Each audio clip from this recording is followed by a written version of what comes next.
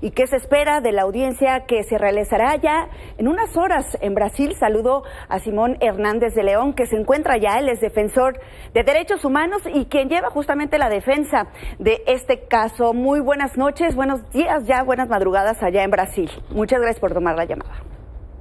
Elena, buenas noches a ti, a tu auditorio.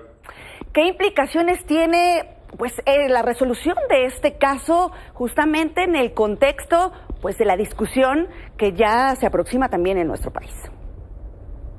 Tiene implicaciones profundas y estructurales para el sistema de justicia, para la forma de entender los derechos humanos, y me gustaría hacer un par de puntualizaciones. Es justamente el que haya un caso a nivel internacional donde hay claramente perfilada una condena hacia el Estado por tener en la Constitución estas medidas de prisión preventiva oficiosa y de arraigo, vinculada además a un criterio de la Suprema Corte que el Tribunal Pleno estableció que cuando estuvieran este tipo de medidas en la Constitución iban a ser preponderantes o prevalentes sobre los tratados de derechos humanos, lo que ha movilizado este debate de dos poderes del Estado, porque incluso se ha pronunciado el presidente y la Suprema Corte, de poder revisar esta medida, pensando o anticipando una sentencia internacional que, de materializarse, puede implicar incluso una orden de modificar la Constitución, algo inédito en la historia del país. Y lo segundo importante es que en todo este debate queda desdibujada la función de la preventiva y su naturaleza. El caso de Daniel y Reyes, y quienes defendemos o cuestionamos, esta medida como automática, no estamos defendiendo ni la impunidad ni quitarle armas al Estado. En realidad, junto a la prisión preventiva oficiosa, hay una prisión preventiva justificada. Claro. La diferencia fundamental es que en la primera, el Ministerio Público acusa por un delito que está en una lista en la Constitución, y eso en automático implica que las personas, mientras se investiga y se va a un juicio, permanecen en prisión sin ningún tipo de alternativas. Mientras que en la prisión justificada, lo que se requiere es que el Ministerio Público demuestre la necesidad de esa medida, que la persona se puede evadir, que hay un riesgo para la comunidad, y entonces con una decisión judicial se puede llegar al mismo resultado.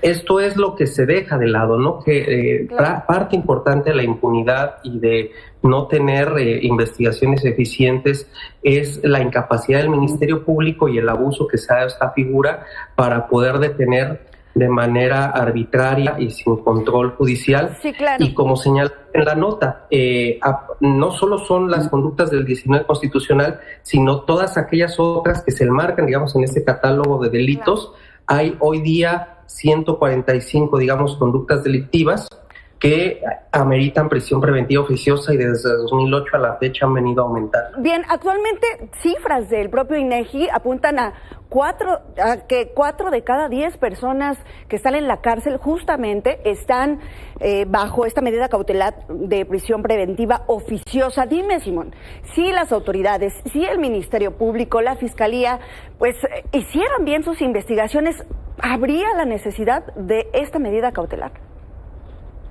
Yo creo que no. Y como señalaba hace un momento, se puede llegar a al mismo resultado, solo que de manera justificada. Creo que cuando existe un riesgo acreditado, y eso pasa en cualquier país democrático, la persona, va a una detención provisional con controles. Pero siendo una situación tan grave, una persona inocente enfrentando a la visión más dura del Estado, que es el derecho penal, que por el solo señalamiento que hace una fiscalía y pide investigar a alguien por defraudación fiscal, eso en automático implica que la persona vaya a la cárcel. Esa, es la problemática en el caso de México, porque además parte de lo que ha dicho ahora el día de ayer el secretario de Gobernación en este comunicado junto con la consejera jurídica de la presidencia, es que se le quita un arma al Estado para disminuir la violencia y la inseguridad. Ahí es importante decir que el hecho de tener más personas en detención provisional no ha disminuido la inseguridad ni la violencia. De hecho, lo que hemos visto es que ha aumentado en los últimos años, y por el contrario, lo que ha pasado es que han sido las personas más pobres de menos recursos, mujeres, población jóvenes, quienes han ido a la cárcel bajo esta medida, y estamos llenando las prisiones de gente inocente, pero con esta condición de desventaja social.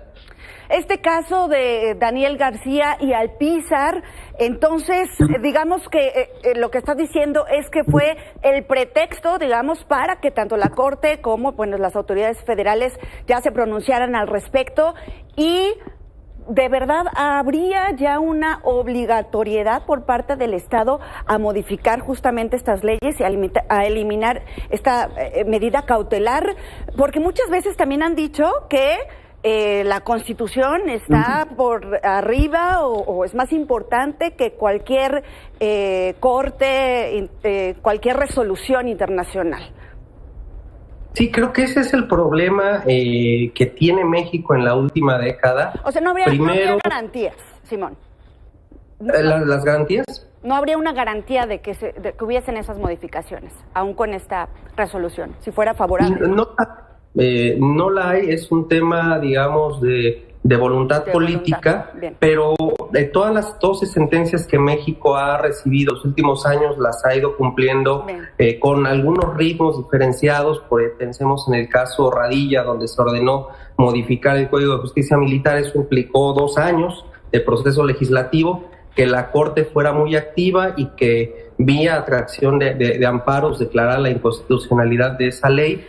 Lo cierto es que esto requiere la voluntad, ¿no?, de los actores políticos, replantear la estrategia de seguridad y fortalecer, lo decimos abiertamente, la capacidad de investigación a las policías, desde luego, y a las fiscalías, pero lo que no podemos seguir teniendo es peores remedios que la propia enfermedad, ¿no? Completamente de acuerdo, Simón, completamente de acuerdo con lo que dices.